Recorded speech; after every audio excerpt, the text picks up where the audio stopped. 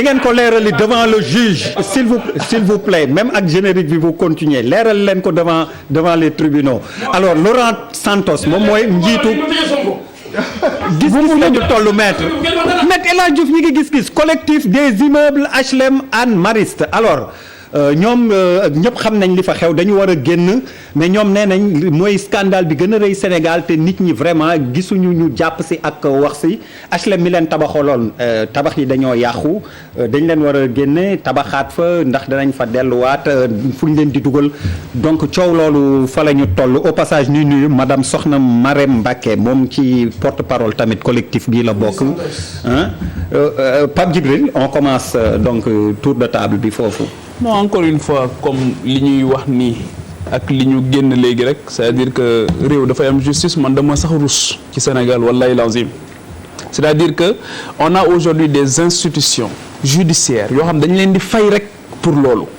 IGE tey anamu dans cette affaire là bi ñu doon wax nii pour man IGE benn mission IGE rek carte gi leer ñu joxe directive daal di activer la justice mu def liggéey bi affaire u Mariste bi aussi c'est vrai c'est-à-dire que ay sénégalais yoo xam dañu góorgóorlu ba am seen ay kër mais comment ces marchés ont été attribués kan moo leen attribué kan moo nekk entrepreneur bi kan la ñu war a sanctionner dans cette affaire là c'est à la justice de faire son travail.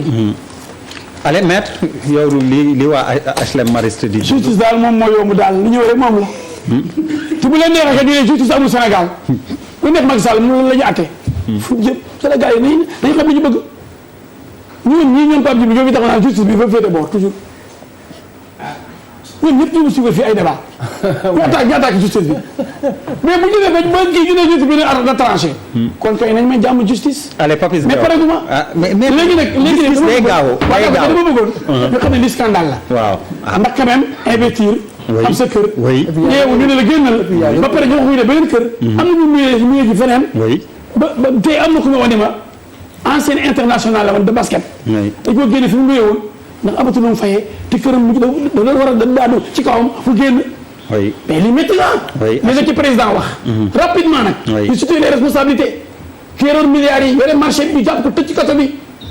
allez ba pare indemniser nit ñi jox leen ay kër dañu tabaxal leen delloowaat leen ci way allez Papis Diaw waaw pour rappeler que dafa bokk ci cas yu standard yi lu yàgg la affaire bu Mariste yi dafa yàgg lii ça pour man lu yàgg réglé woon Sénégal c'est ça quoi ça fonctionne comme ça day liggéey ñu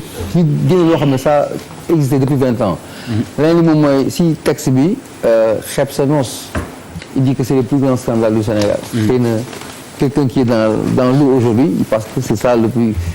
on comprend c'est un cri du cœur des fois aussi benn instant aussi defe naa répétition lay nekk su la laajee sa xalaat ci benn affaire finalement je me rends compte que dafa mel ni même chose mooy revenir xam nga donc ma wax la ma daan wax rek. lan nga daan wax mooy la ma daan wax. mais man non mooy c'est-à-dire non parce que en fait à la limite mën nga ma xool di xam li ma nar a wax ci di. mooy li Pape bi wax. waaw moom la rek ñëpp moom la ñu wax quoi. mooy que finalement voilà da ngay tu te kii rek. tu te répètes rek. romb na bu yàgg. fii am nga entrepreneur am bureau d'étude am bureau de contrôle. di am. ça veut tout dire. alors kilifa gi nekkoon ci protection civile xam naa dina am lu mu ci. waaw le problème bi c'est ça hein parce que lii construction. dafay suivre benn processus. donc il y a un appel d'offres am na benn architecte bu ko gagné. Il y a des bureaux d'études ay différents lots. oui. Il y a un bureau de contrôle. oui. ak ay assurance. donc ça veut dire quelque part le bureau de contrôle n'a pas fait son travail. deful liggéeyam. parce que c'est le bureau de contrôle du départ à la fin. ça veut dire ils ont réceptionné. ça veut dire quand ils ont réceptionné ça veut dire que c'est conforme. ils ont signé. oui. donc ça veut dire qu'il y a c'est facile de situer les responsabilités. alors El Hadj Malick lii waa HLM Mariste di dundee noo ko gisee. waaw ñun dañuy jàpp ne rek. li yëpp mooy peut-être politique suñu politique gu habitat la ñu war a xoolaat. te soo comparé SICAP ak HLM. jamono kër yi ñu daan defar. ci jamono yu yàgg ya. boo demee ba léegi c'est en très bon état. mais faut le dire c'est l'état même qui a tué ces deux grandes sociétés nationales. avant moi je parle d'état. l'état wu Macky Sall ak Abdoulaye Wade avant la. je parle d'état de toute façon yow avant après yaa ngi woon ci nguur yëpp fu ne nga ñam donc ce que je veux dire mooy mooy privé donc l'État doit renforcer ces deux sociétés là pour benn accès à l'habitat nekk lu yomb moo gën di favoriser ay privé ñiy tabax ay kër jox ay marocains yi fii jox turquie yi fii ñiy tabax après di ko jaayee à des prix yoo xamante ne ni Sénégal bi amul ci accès c'est ça le problème politique de l'habitat. allez gis-gis bi ci topp beneen gis-gis bi ci topp Pierre Da Silva foo ñuy yóbbu bi yoon voilà Ndeye Fatou Ndiaye lieutenant-colonel douane la soxna si li mu wax moom comme seen gis-gis laay ciy taataan man kañ du ma ko commenté du ma nee na am na sinébar ak xeeti produit illicite bokk na ci ay garab yu dul yoon parce que comme article bi man gis naa ko yëpp dinaa xam un peu li mu wax donc produit illicite sinébar yoo xam ne dañ koy jàpp ci oto yoo xam ni ak ay agent yoo xam ni ay fonctionnaire lañ ak oto nguur gi dañ ko ciy fekk ñu koy jëfandikoo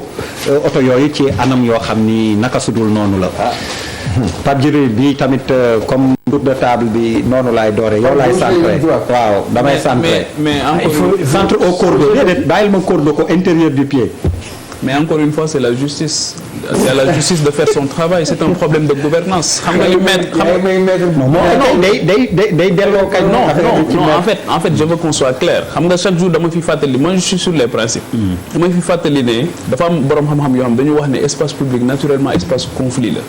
mais différence am ak jungle mooy ici le conflit est institutionnalisé te dafa war a déboucher ci consensus te loolu fi mbaxana doone benn mooy justice mais maître mi wax léegi avec tout le respect que je vous dois c'est-à-dire que dans le léegi dafay wax ne Adama Gaye dafa tooñ moo tax ñu duma ko mais parallélisme moom défendre na Assane Diouf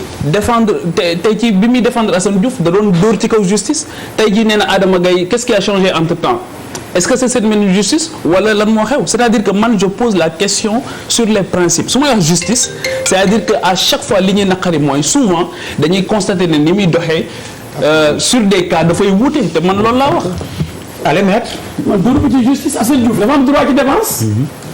ñun dañuy prêter serment bàyyi leen jaxasee. maître gis-gis ci affaire bii ñu wax. ak politique wala justice man képp ku ñëw même boo reyee nit mu ko doon saaga.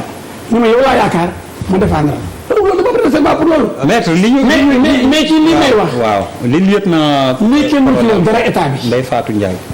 ay fonctionnaires yoo xam ni impôt dafa nañ fa ay faute génne fa ay secret bañ dàqaleen comme Ousmane Sonko ay fonctionnaires yu fekk ay drogue seen biir France loolu c'est des yoo xam ne fonctionnaires yoo xam ne indélicats ñoo xam ne amul benn conscience professionnelle fépp la am loolu Macky Sall mënu ci dara Abdoulaye mënu ci dara nee na nañ man gouvernement bi ñëw ma année mosuma nekk Abdou Diouf mosuma nekk ci salon mais université ñoo xeex Abdou Diouf ba daaneel ko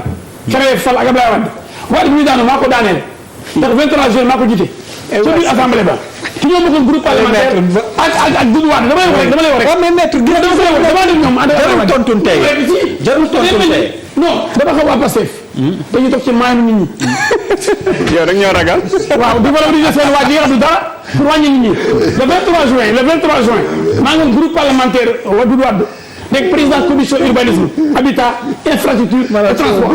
mais dañ ma dàq est-ce que xam nga kii ne dañ ma dàq après le 23 juin j'ai perdu ma commission kon donné à Bala Moussa Daffé ndax ànduma ak Ablaye Wade ci le 23 juin laa ko ba ànd ak Macky Sall bañ daanee ko merci beaucoup maître bañ daanee ko ba faral Macky Sall man duma transhumant Papis dégg naa bandi yi bind fii doomu Sonko yi Sonko mooy patron chef instructeur ils sont violents et insolents ku wax Sonko dañu saaga la waaye moom mooy seen bàyyi loo xam mais dama la ñu benn affaire non maître pare ko ma ngi toog seen foofu dama ni masuma nekk transhumant d'accord léegi 2012 dama fal Macky Sall 2012 dama faral ko kon ñu ma gouvernement tu as la parole Malick maa la ko ñaan bul tontu non c'est que dañu ñëw à toi la parole Papis dangereux ces gens